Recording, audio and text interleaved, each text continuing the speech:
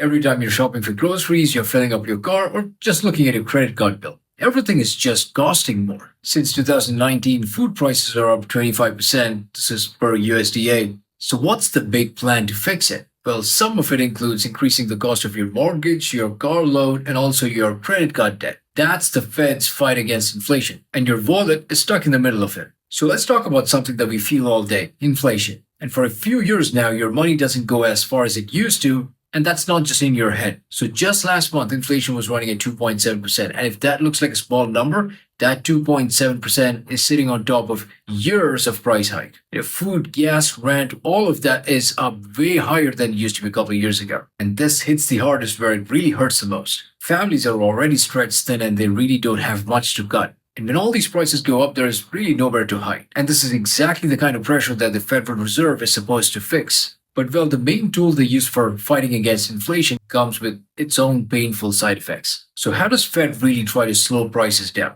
They use one main lever, and that's called the federal funds rate. Think of it like the base interest rate banks charge each other to get quick overnight loans. So the Fed does not directly control your mortgage or your credit card APR. But when they tweak the federal funds rate, that sets off a chain reaction that's going to affect everything else. So banks have to pay more to borrow money. And guess who ends up paying for that? You. So all of a sudden, just buying a house, financing a car, or even carrying a balance on your credit card is going to look a lot more expensive. But that's the whole point. When borrowing gets more expensive, people and businesses are going to slow down on spending. And less spending means less demand. And that, in theory, is going to slow down prices. It's a tricky move, though, because if you're hitting the brakes too hard, then there's a risk of sliding directly into a recession. And this is exactly where the Fed fighting against inflation is going to look like the Fed fighting against your wallet. So to cool down prices, Fed has kept the interest rates fairly high through 2025. And it's stuck between 4.25 to 4.5%. And you feel that in every aspect of your life. And again, that's by design. The Fed wants you to slow down on spending.